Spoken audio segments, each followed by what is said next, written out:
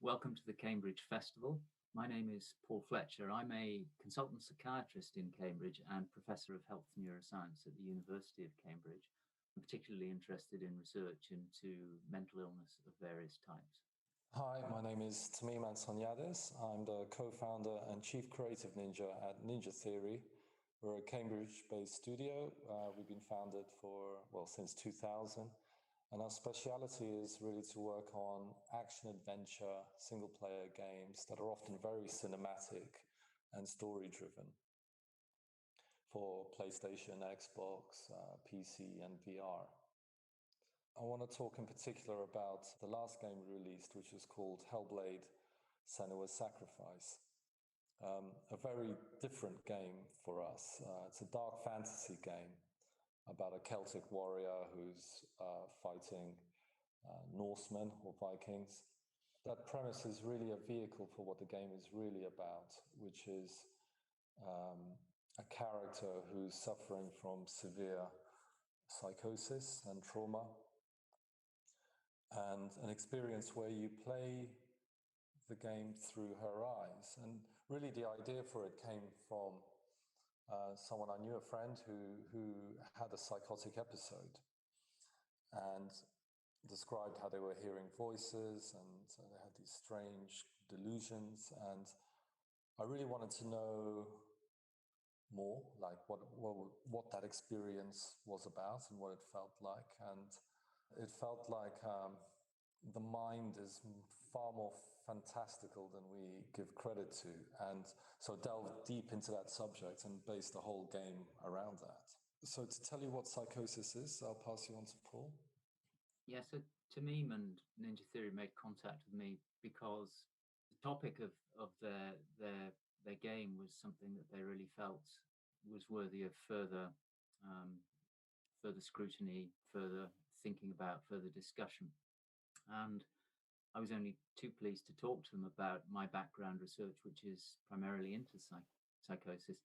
And essentially, it's as Tamim described, it's a loss of contact with reality. As these two old video clips show, a person can seem to construct a reality within their own mind, which they immerse themselves in and which they inhabit. It's often a very frightening and bizarre reality. And we can describe it in terms of visions and voices and delusional beliefs. But the question emerges about what it actually feels like to the person who suffers from it. And a consequence of our initial discussion was that we engaged in a very, in my view, innovative and personally very fulfilling collaboration over 3 years.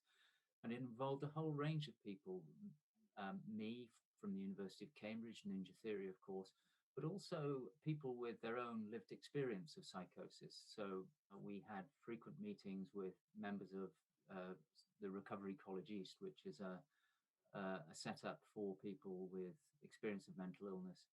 And they shared their stories, shared their experiences, helped to work on the game. And this was also backed up by the Wellcome Trust and other psychiatrists and researchers. So it was a real collaborative enterprise.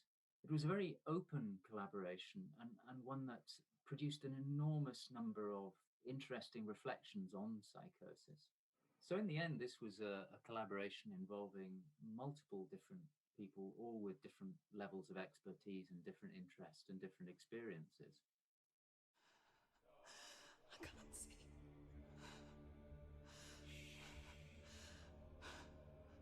Who's that? To make a game about a warrior with psychotic mental illness as its central theme was fraught with danger. It was clear that we needed help if we were to stand a chance of tackling this subject. For me, it was really exciting to see something that I explore scientifically being represented so beautifully in a character who's trying to penetrate the mysteries of the environment in which they've been placed with all of this strange uncertainty and noise and conflicting information that they're getting. I'm very excited by this way of trying to represent mental illness because I think it actually might be offering us insights that we wouldn't get from pure scientific explorations and actually giving us quite an empathic view of what it might be like. What started out as a brief consultation convinced me that we were only scratching the surface of an immensely deep and interesting subject that could could enrich and change the very nature of the game. The students that are involved in this project are incredibly excited about being involved. They have described the experience as being important because it values their lived experience and shows that despite what we have been through, all of that experience becomes valid. It's something that we should all be talking about. Maybe you're already dead. Who are you? The people we spoke to, the stories they told were fascinating, harrowing and mind-boggling. The reality of what people experienced was vivid, far exceeding what I could possibly have imagined. It was just fantastic to get the opportunity to use our lived experience in a very creative way. There's nothing tokenistic about the work we've put in. It feels like we've been listened to, things have been taken on board, and I think there was a lot of realism in the game itself, and it feels very authentic. I really hope that others will follow the lead they've set and use the power of something like a video game to change people's perceptions, to increase understanding, and ultimately to make some of the stigma around voice hearing and other experiences go away. So the stage was set for a new adventure, a fantasy that was created by Senua's own mind and one that we would experience through her eyes.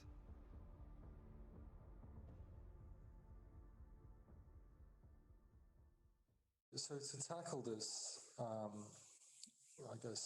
representation, we broke it down into several different areas. The most obvious is voice hearing. So in that case, we used a binaural microphone, which is also used in ASMR. And with a binaural microphone, when you record actors, you can place voices in 3D space around the head. And we, through an iterative process, we interviewed people with lived experience on what they hear, how they hear it, the quality of the voices, and iterated with them until we got something that was close to their experience. And we did the same with visions. All of your senses under psychosis can warp and change in strange ways. So our artists worked with people and the descriptions of what their experiences are and iterated with them, alongside them, until we had something close to what they were describing. But it's easy to get caught up in the obvious symptoms of psychosis, but there are much deeper traits like delusions, which is about believing things for which there's no evidence of. And that could be persecutory, for example.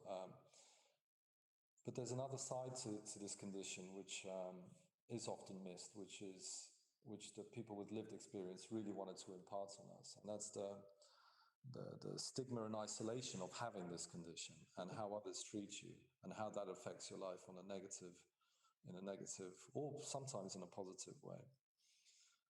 So the game would have to represent all sides of these experiences. But just to show you a few examples, I'll start with the voice hearing. This is the result of our iteration. This is what voice hearers described as one of the best representations of voice hearing they've heard.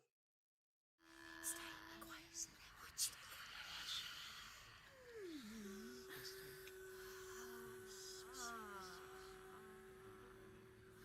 Mistake. This is a mistake.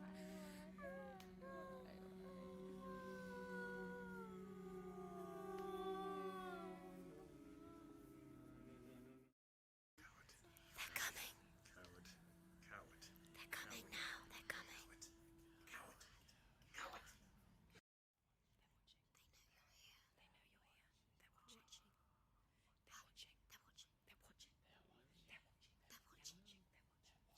They're watching.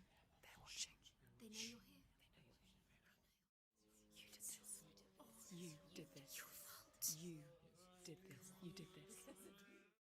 And next, I'd like to show you a scene from the game which combines a lot of these different aspects, voices, visions, flashbacks, and a bit of a story. And just to add to that, one of the very striking things is that it can be too easy to consider these symptoms in isolation, but it's crucially important to remember that this is a whole person experiencing these things. And one of the key principles that Ninja Theory adhered to was that this was not just about a disparate set of symptoms, but rather of a person experiencing that within their own narrative. And I think this captures that nicely.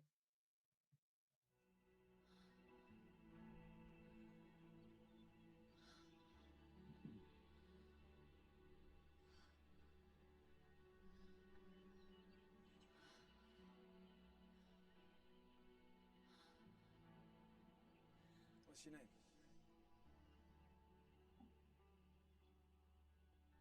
Senua. I haven't seen you before. I don't leave home much.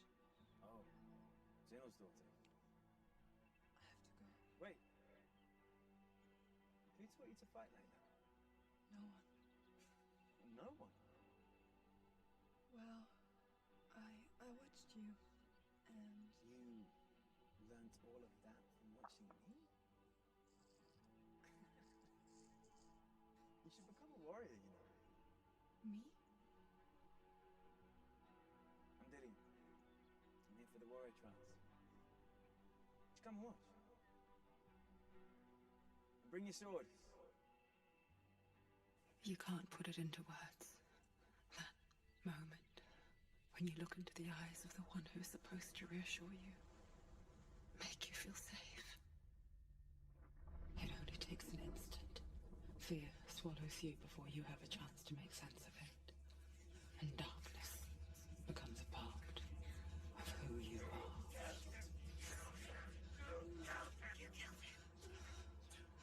But her world changed the day the Northmen took him from her. Senua knows that there's no going back to how things were. That there's nothing to go back to at all. Stay still, stay quiet, hide, don't tell her. Their gods can see into your mind. They will use this power to destroy you. They won't stop me. I can still feel it. Whatever's left of him, they will never let him go. I'm not gonna let him rot here! You're the one rotting here. Leave me alone! You will die here.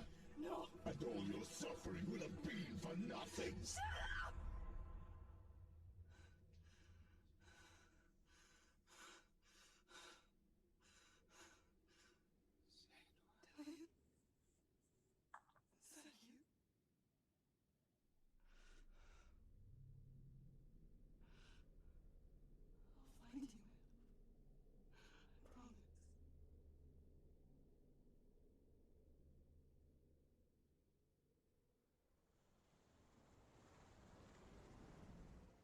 When you're playing the game, you have no option but to live through Senua's eyes and her belief systems. You have to accept her reality. When the game is a very strange game in a sense, in the sense that it's not really fun to play, but yet it was a surprise hit for us. It did enormously well, critically and commercially. We were nominated for 9 BAFTA awards and won 5, and numerous other awards, which was amazing, and the reviews were incredible. I think there was a real appreciation for how different the game was and what it was trying to achieve.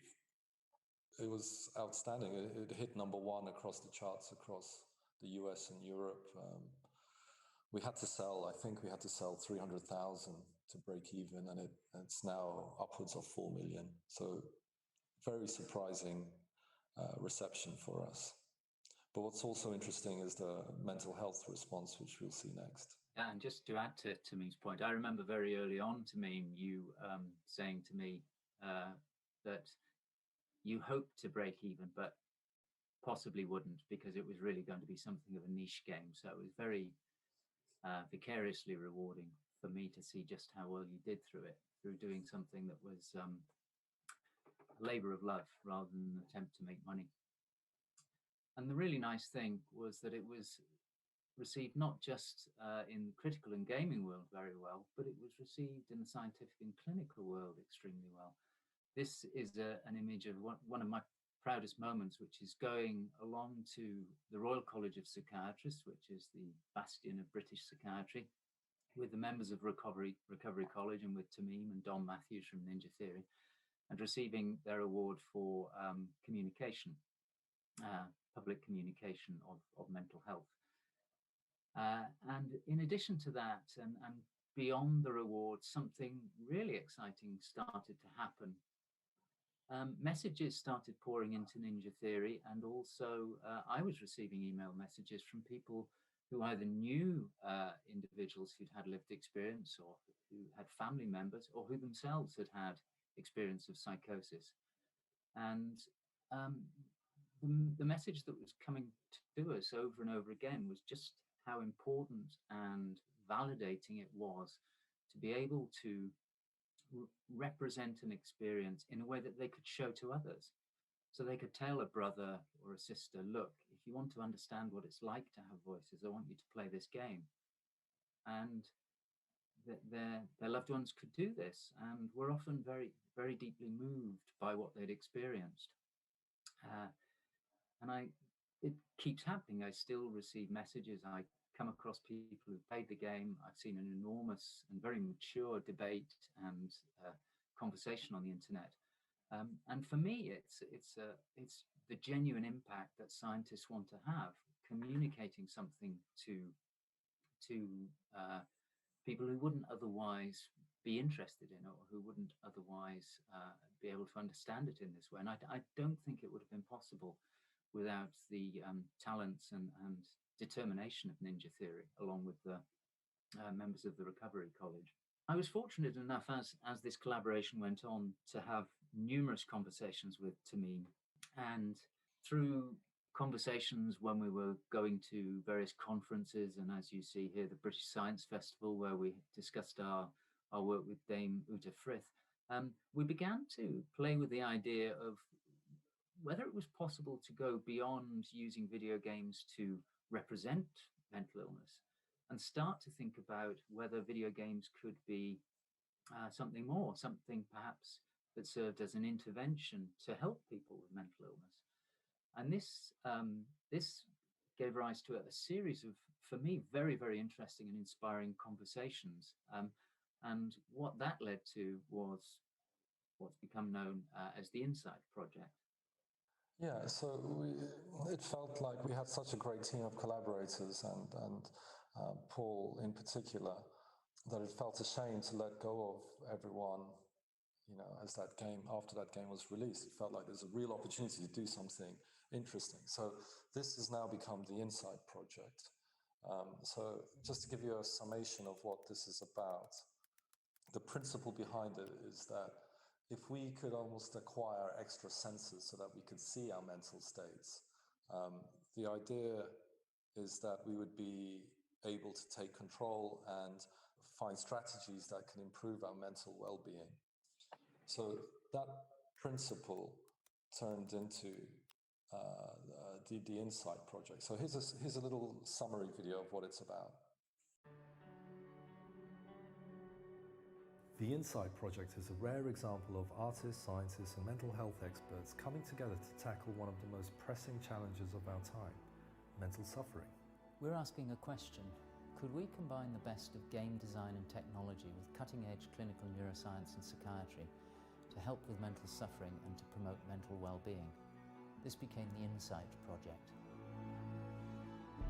We recognise that there's a powerful and widespread movement in science and psychiatry based on acknowledging that the brain and the body are truly intimately related and must be considered as a functioning unit. But game technology gives us a missing piece. It gives us control of the person's environment. This is enormously powerful. But why do we think games could help? Well, over the last decade, the games industry has been in an arms race, developing real-time technologies such as virtual avatars, natural human-computer interfaces, data analytic tools, online technologies that are at levels of sophistication that are grossly underestimated by the wider world.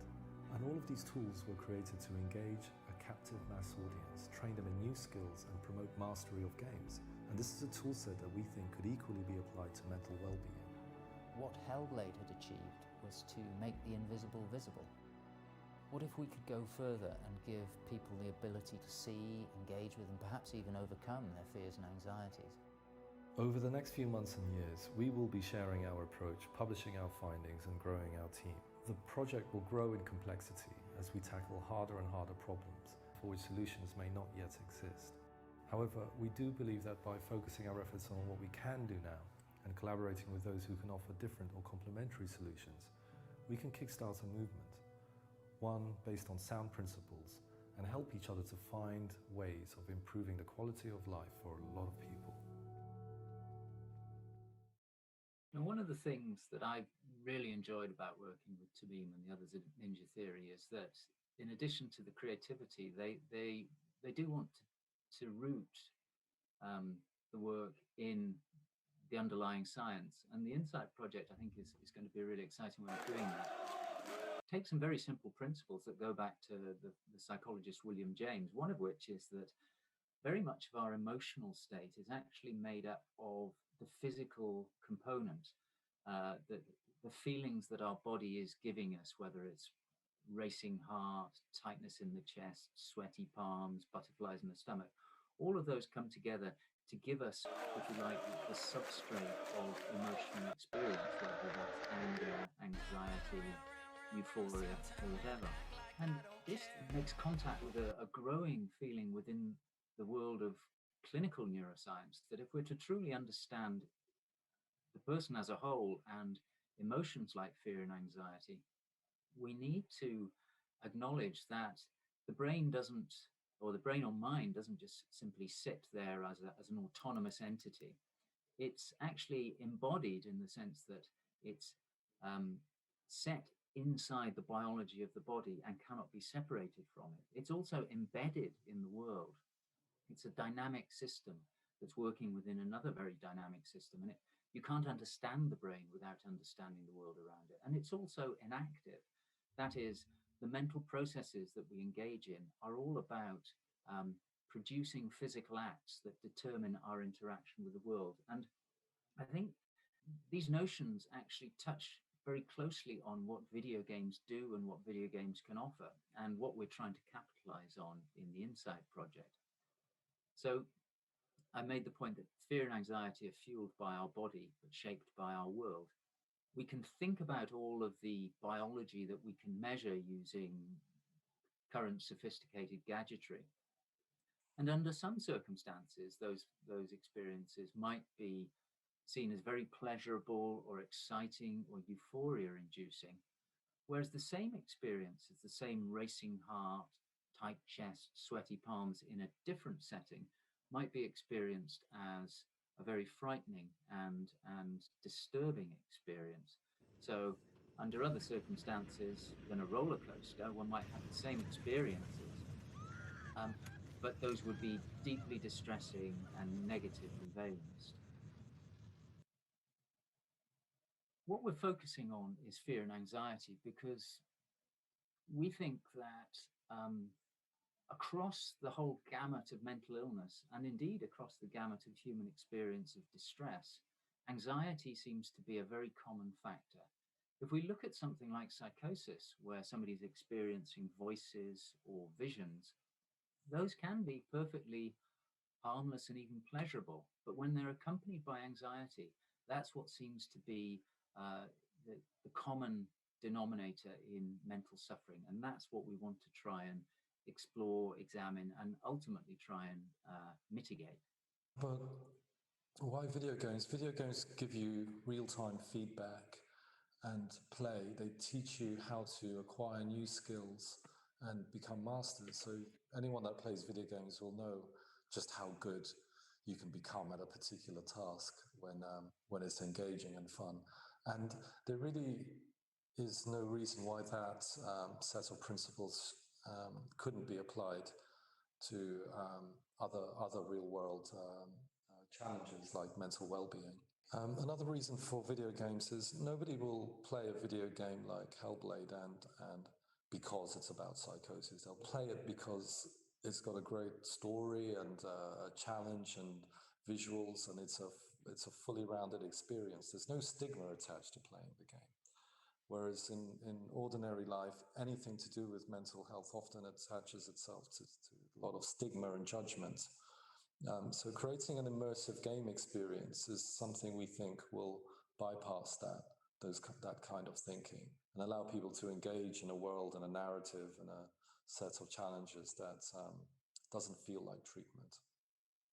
So I'm going to just show you this very brief video that summarizes our approach so far. And we're currently in a prototype stage. We've been working on this for well over a year, but this is where we're at.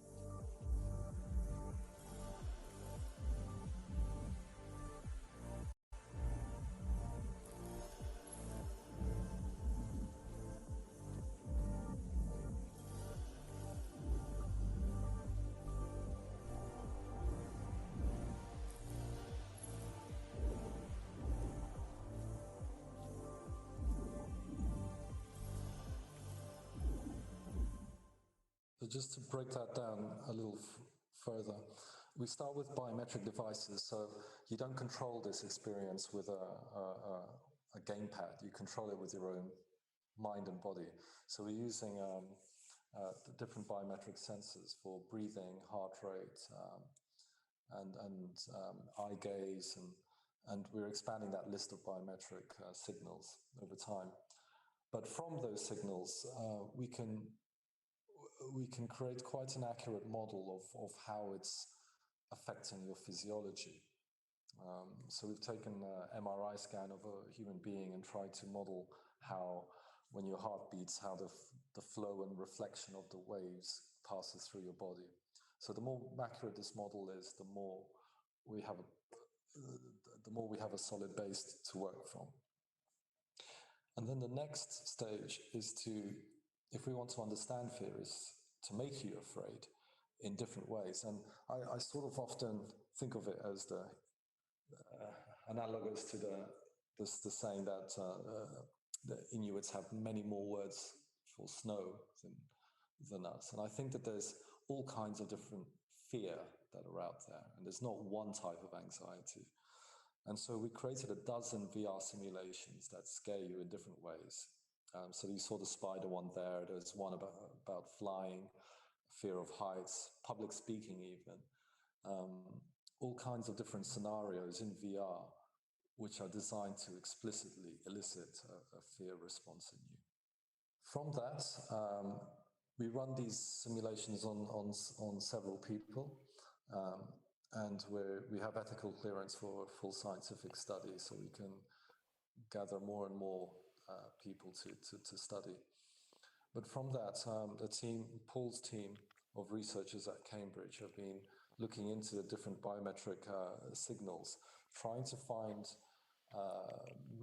patterns or relationships in those signals, or relationships between those different biometric signals that can sort of mark fear.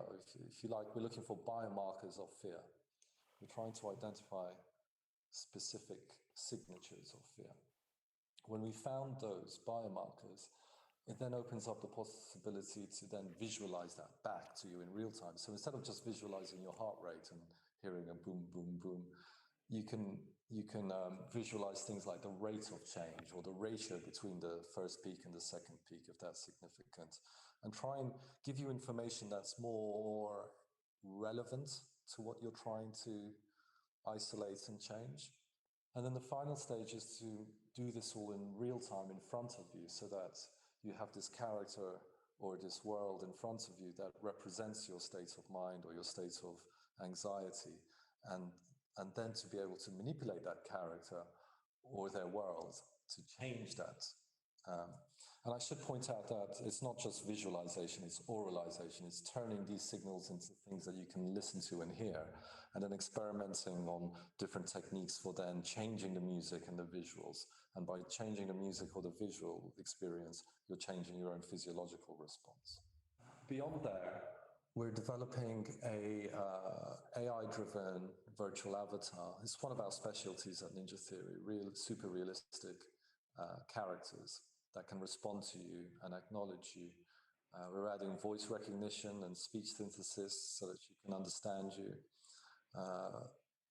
And the idea is that eventually you have these characters, this avatar, take you on a journey. And that journey can be based on current successful therapeutic techniques that psychologists perhaps use today that are known to be successful. And then we can encode that into a narrative and a story with a character that can guide you through these processes to help give you the tools you need to control your anxiety. And as we're doing this, we're building an online platform so that when we conduct all these tests and experiments, and a researcher anywhere in the world can log in live and see the biometric data of the user and tailor the experiment. Eventually, we'd like this to be an open platform for researchers around the world, all of which, I must add, sticks to strict GDPR and privacy and ethical guidelines. Another big challenge upcoming further down the track is to create a mass or acquire a mass market biometric device that you can wear with you at all times. So it could be a ring, a wristband, and you might be training to control your anxiety in a sophisticated simulation in VR or on an Xbox or PC. You then need to be able to take that into the real world and get that continuous feedback through a wearable device with feedback. And another point here about data and data analytics, the more we can turn the invisible into real, tangible data, the more you can then apply optimization strategies and data analytic tools, which often are used in Facebook algorithms and video games to get you to spend money. But we could use those equivalent algorithms to help optimize the success rates of being able to control your anxiety. And equally, it can be used to tailor each experience to an individual to optimize their chances of success. So, from the perspective of a psychiatrist and somebody who's interested in mental distress, I think this is incredibly inspiring and also incredibly gratifying that a group like Ninja Theory are interested in using their talent and technology with this in mind. I think there's a growing sense within the clinical neuroscience community that if we're really to make a difference to mental health, mental well-being, and mental illness, we need to recognize the importance of understanding the mind within the context that it functions, which is both the body and the world, as well as its own psychological or cognitive processes. And so in order to do that, we need to take hold of bodily signals, and we need to take hold of the environment that the person's in. And I would suggest that actually the combination of the creativity of game design and the technological sophistication of that we find within game design companies, we're in a great position to do some really interesting work. And added to that, Ninja Theory's capacity to provide quite astonishing representations of humans within a virtual environment. I think there's some very exciting things that can be done experimentally and clinically over forthcoming years. Yeah, but I must add also, Paul, there that a project like this can't work without a scientific basis from which we've come up with a lot of these ideas and the independent verification and the analysis that's going into it with yourself and your team. So that's also exciting for us. Like we want to do things that are challenging and meaningful, and we have enormous respect for the science and the approach that Paul and his team are taking. So when Tamim says that they're very keen to back this up with science, those aren't empty words. And in fact, I should say that Ninja Theory have really put their money where their mouth is.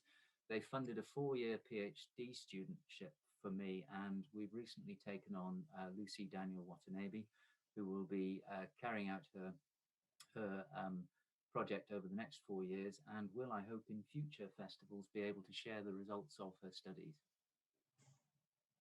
Yes, and the project is being funded by Microsoft. We're backed by Microsoft, and like we're committed to see this through. It's going to take several years before we get to a commercial project, but along the way we very much want to collaborate with other researchers and organizations, and probably get to a point where we can start releasing some of these experiments to the public and involving you perhaps in gathering data that will eventually feed back and help others. So do follow us, Insight Project, or follow us on social media. It's Ninja Theory on Twitter, Instagram, what have you.